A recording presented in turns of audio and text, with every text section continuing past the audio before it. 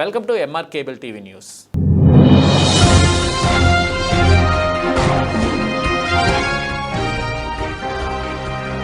July 1న లబ్ధిదారులకు ఎన్టీఆర్ భరోసా పింఛన్లను 100% పంపిణీ చేయాలి జిల్లా కలెక్టర్ డాక్టర్ కె శ్రీనివాసులు.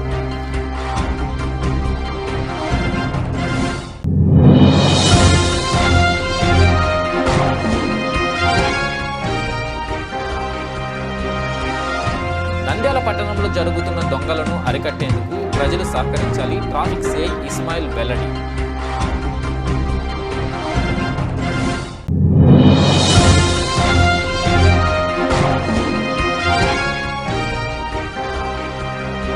హామీ ఇచ్చిన ప్రకారం సామాజిక పింఛన్లు పెంచి ఇస్తున్న మంత్రి ఫరూక్.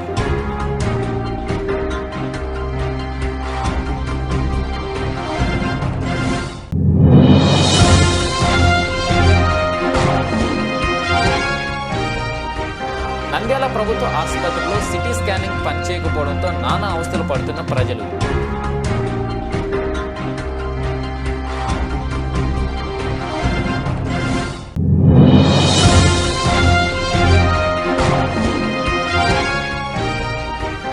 మహానంది పుణ్యక్షేత్రంలో చిరుత కలకలం సృష్టిస్తుంది. భయం గుప్పేట్లో భక్తులు, అటవీ శాఖ అధికారులపై ఆగ్రహం వ్యక్తం చేస్తున్న ప్రజానీకం.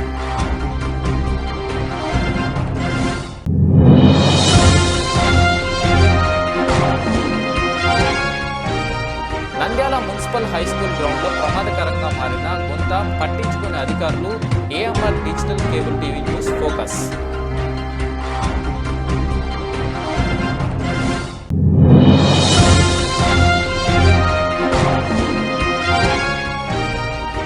కర్నూలు నంద్యాల టైక్వాండో అసోసియేషన్ ఆధ్వర్యంలో జిల్లా టైక్వాండో ఛాంపియన్షిప్ ఎంపిక పోటీలు.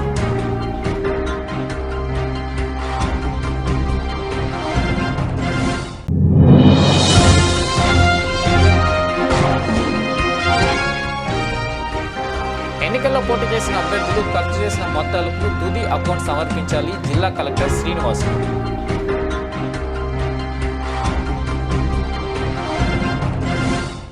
నంద్యాల జిల్లాలో జూలై 1న లబ్ధిదారులకు ఎన్టీఆర్ భరోసా పింఛన్లను 100% పంపిణీ చేయాలని కలెక్టర్ డాక్టర్ కె శ్రీనివాసులు అధికారులను ఆదేశించారు. కలెక్టరేట్లో ఎన్టీఆర్ భరోసా పింఛన్ల పంపిణీపై వివిధ శాఖల అధికారులతో ఆయన సమీక్షించారు. 1వ తేదీ ఉదయం 5:30 క్షేత్రస్థాయిలో ఉండి 6 గంటలకు లబ్ధిదారులకు ఇవ్వాలని సూచించారు. నిర్లక్ష్యం వహించిన, పొరపాట్లకు తావిచ్చిన సిబ్బందిపై కఠిన చర్యలు ఉంటాయని హెచ్చరించారు. సచివాలయ ఉద్యోగులతో పాటు సర్వేయర్లు, బిల్లు కలెక్టర్లు, జూనియర్ అసిస్టెంట్లు, ఆసై తదితర సిబ్బందిని నియమించాము అన్నారు. సమీక్షకు హాజరు కాని కొత్తపల్లి, కొలిమిగొండ్ల ఎంపీడీఓలకు షోకాస్ నోటీసులు జారీ చేయాలని జెడ్పీటీసీఓ ఆదేశించారు.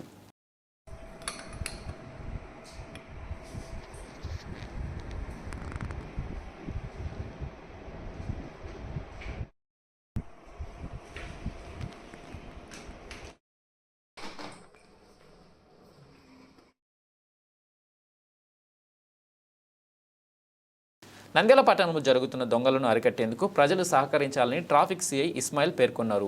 ఈ సందర్భంగా నంద్యాల పట్టణంలోని స్థానిక ట్రాఫిక్ పోలీసులు విలేకరుల సమావేశంలో సిఐ ఇస్మాయిల్ మాట్లాడుతూ నంద్యాల పట్టణంలో రోజుకు దొంగతనాలు జరుగుతున్నాయని ప్రజలు సహకరించాలని, అదేవిధంగా ఇంటికి తాళం వేసి ఊర్లకు వెళ్లే ముందు ఒక్కసారికి పోలీస్ కంట్రోల్ రూమ్కి ఫోన్ చేసి చెబితే మీ ఇంటికి మేము రక్షణగా ఉంటామని, సీసీ కెమెరాలు ఏర్పాటు చేయడం జరుగుతుందని, ప్రజలు పోలీసులు వారికి సహకరించాలని, మేము రాత్రి పగలు గస్తీ కాస్తున్నామని, మీ వీధిలో అనుమానాస్పదంగా ఎవరైనా తిరుగుతూ ఉంటే సమాచారం ఇవ్వాలని, అదేవిధంగా ఇల్లు అద్దెకిచ్చే ముందు వారి పూర్తి వివరాలు తెలుసుకొని ఇవ్వాలి అన్నారు.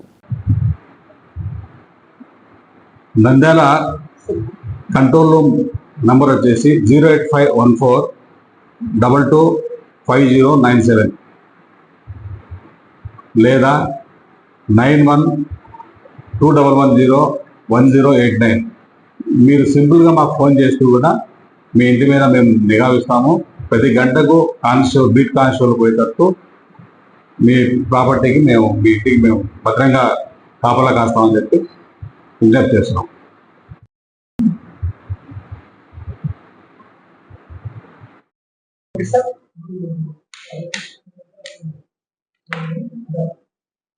అందరికీ నమస్కారం. నేను Sheikh Ismail, traffic inspector, incharge Nandyal police control.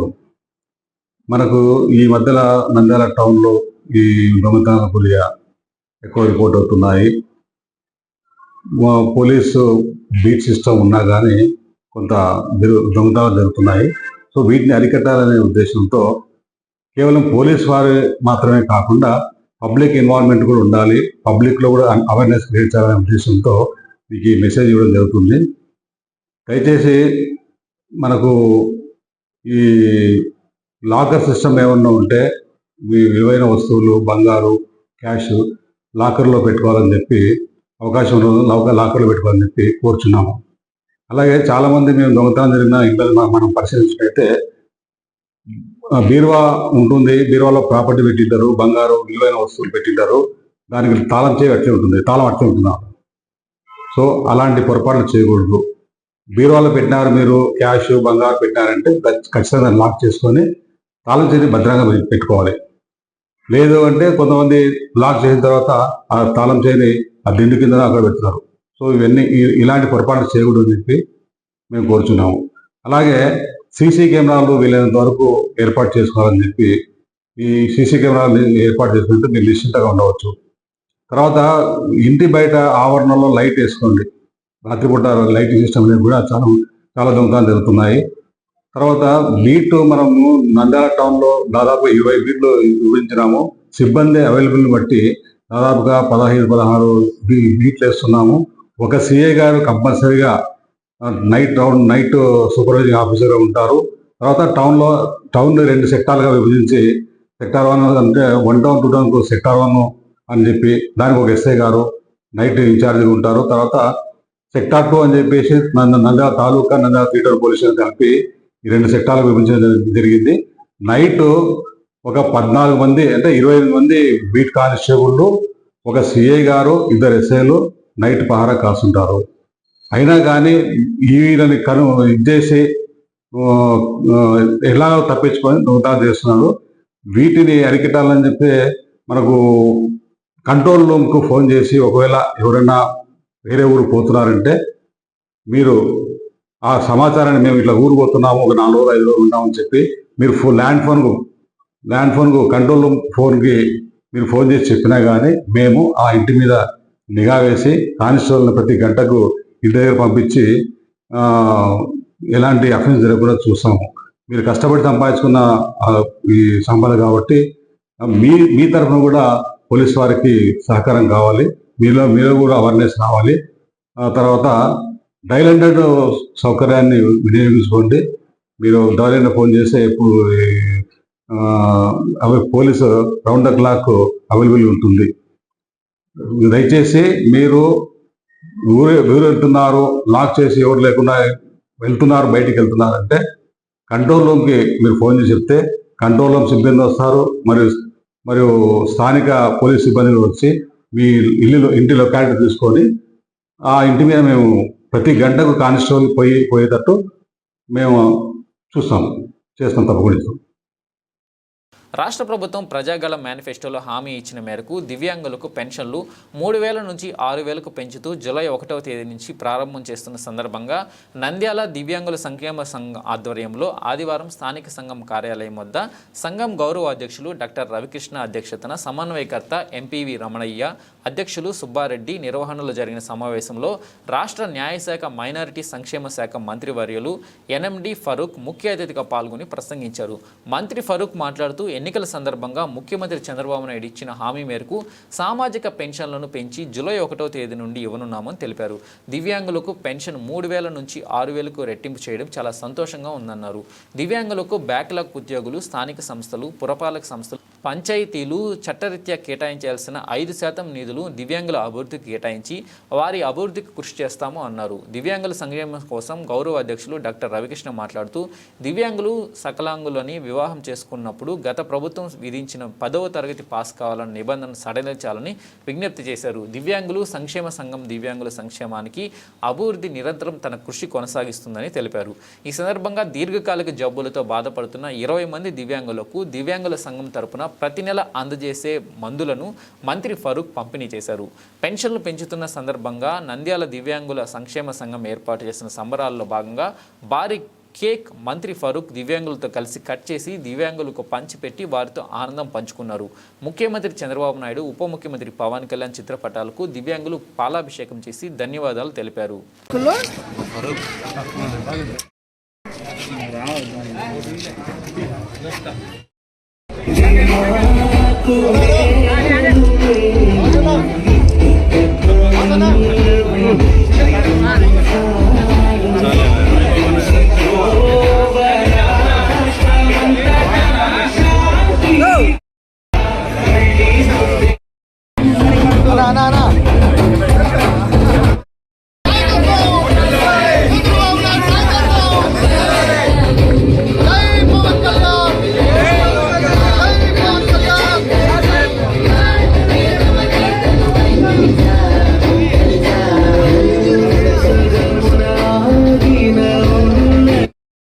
దశాబ్దాలుగా ఇక్కడ కార్యాలయాన్ని ఏర్పాటు చేసుకుని దివ్యాంగుల కోసం కృషి చేస్తూ ఉంది. వీరికి అవసరమైనటువంటి పరికరాలు అందించడం అయితేనేమి, అదేవిధంగా వీరికి ఏదన్నా ప్రభుత్వ పథకాలు రావాల్సి ఉంటే అది ప్రభుత్వ ప్రతినిధులతో, అధికారులతో మాట్లాడి వారికి పెన్షన్లు కానీ, ఇంటి స్థలాలు కానీ, ఇళ్ళు కానీ, అంత్యోదయ కార్డులు కానీ ఇవన్నీ వచ్చేదానికి కృషి చేయడం. అదేవిధంగా వీళ్ళందరినీ కూడా వికలాంగుల పొదుపు గ్రూపుల్ని తయారు చేసి టౌన్లో సెల్ఫ్ హెల్ప్ గ్రూప్స్ తయారు చేసి వాళ్ళందరూ కూడా రుణాలు పొంది స్వయం ఉపాధి పథకాలు ఏర్పాటు చేసుకోవడానికి కూడా కృషి చేస్తున్నాం. ప్రతి సంవత్సరం కూడా వీరికి అవసరమైనటువంటి 3 చక్రాల సైకిల్ కానీ, లేకపోతే చక్రాల కుర్చీలు, చక్కకర్రలు, వినికిడి యంత్రాలు అన్ని కూడా వీళ్ళకి అందజేస్తూ వస్తున్నాం. అదేవిధంగా దీర్ఘకాలిక జబ్బులతో బాధపడే దివ్యాంగులు ఎవరైతే ఉన్నారో వారు ప్రతి నెల మందులు కొనుక్కోవాల్సి ఉంటుంది. వీళ్ళకి వచ్చే పెన్షన్ ఆ మందులకే సరిపోయే పరిస్థితుల్లో దాదాపు 10 సంవత్సరాల నుండి దీర్ఘకాలిక జబ్బులతో బాధపడే దివ్యాంగులకి మందుల్ని కొనుగోలు చేసి ఏజెన్సీ ద్వారా, అవేవి శాంపుల్స్ కాదు డాక్టర్ల దగ్గర తెచ్చినవి, వాళ్ళకి ఏవైతే రాశారో అవే మందుల్ని కొనుక్కొని ప్రతి నెల కూడా ఇవ్వడం జరుగుతుంది. చాలా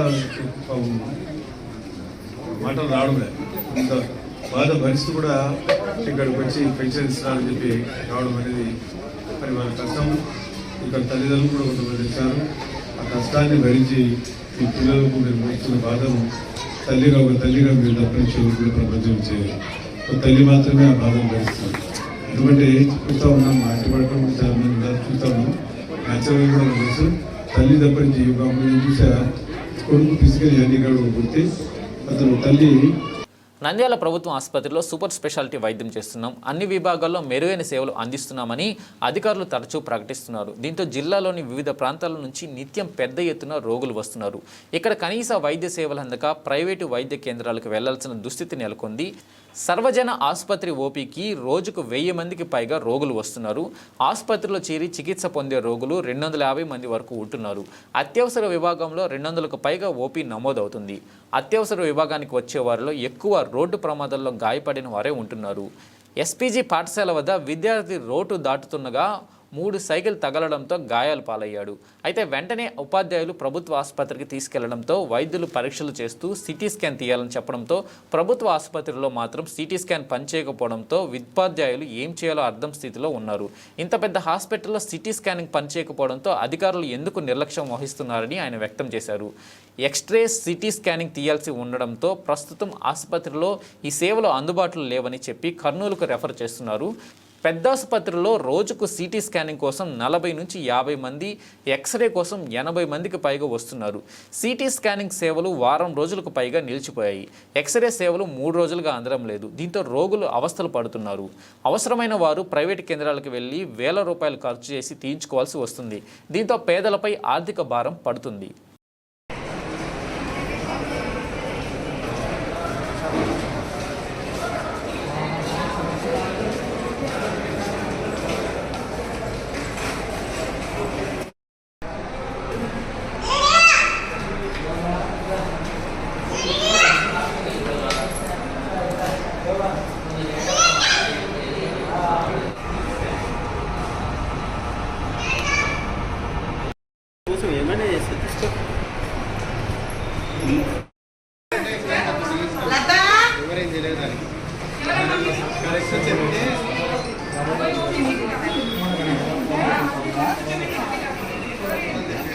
ఏం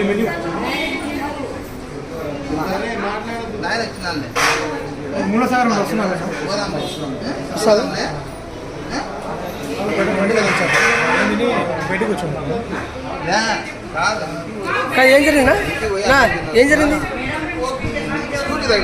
ఎట్లా స్కూల్ పోయి స్కూల్ అయిపోయినాక ఇంటికి పోయి భోజనం వస్తున్నాడు. అలా రోడ్డు దాటితే స్కూల్ ఏం పేరు దుర్గాపూర్ ఏం చదువుతాడు 6th క్లాస్.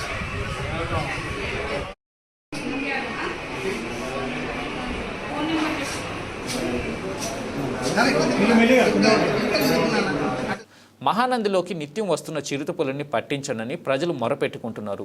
అర్ధరాత్రి తర్వాత 1 గంట సమయంలో మహానంది పుణ్యక్షేత్రం పరిధిలోని దేవస్థానం గోశాల వద్దకు చిరుతపులి ఆవుల కోసం వచ్చింది. ఈ చిత్రం నిఘా కెమెరాలో నిక్షిప్తమైంది. ఇలా గోశాల వద్దకు గత 19 రోజుల నుంచి వచ్చి వెళ్తున్న అటవీ శాఖ అధికారులు తమకు సంబంధం లేదనే రీతిలో వ్యవహరించడం స్థానికులను భక్తులను తీవ్ర ఆందోళనకు గురిచేస్తుందని చెబుతున్నారు. గోశాల వద్ద ఆవుల సంరక్షణకు దినసరి కూలీలుగా పనిచేస్తున్న సిబ్బంది నిత్యం అగ్గిమంటలు వేసుకుంటున్నామని ఆవేదన వ్యక్తం చేస్తున్నారు. చిరుతను బంధించి అడవిలోనే దూరంగా వదిలి రావడం కానీ జూకు తరలించడం కానీ చేయాలని కోరుతున్నారు. నిర్మించిన గోశాలను అక్కడి నుంచి తీసేయాలని ప్రజల సహనాన్ని అటవీ శాఖ పరీక్షిస్తుందని ఆగ్రహం వ్యక్తం చేస్తున్నారు.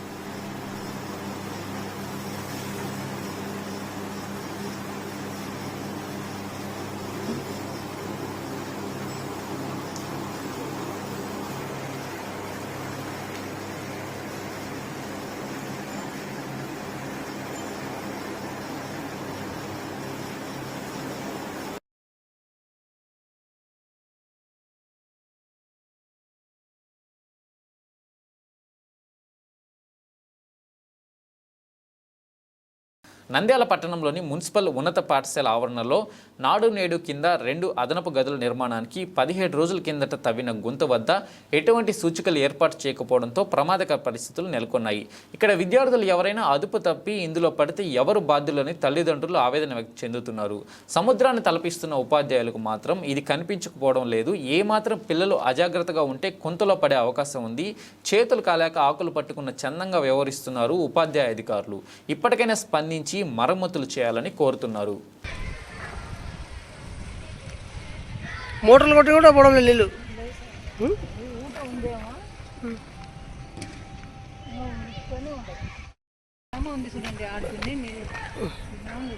చిన్న చెరువు లెక్క ఉంది ఇది.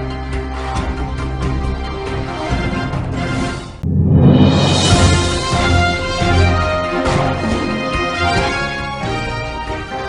నంద్యాల ప్రభుత్వ ఆసుపత్రిలో సిటీ స్కానింగ్ పనిచేయకపోవడంతో నానా అవస్థలు పడుతున్న ప్రజలు.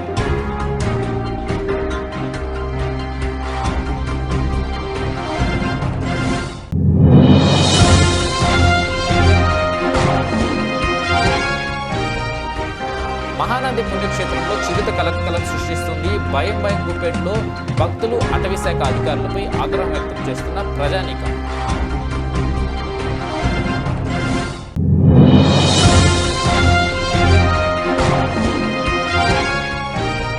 నంద్యాల మున్సిపల్ హై స్కూల్ గ్రౌండ్లో ప్రమాదకరంగా మారిన గుంత పట్టించుకునే అధికారులు. AMR digital cable TV news focus.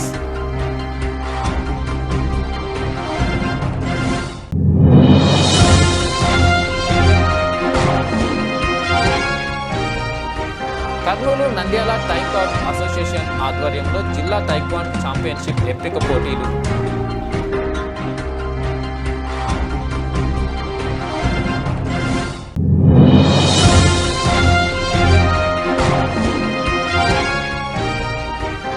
ఎన్నికల్లో పోటీ చేసిన అభ్యర్థులు ఖర్చు చేసిన మొత్తాలకు తుది అకౌంట్ సమర్పించాలి. జిల్లా కలెక్టర్ శ్రీనివాసులు.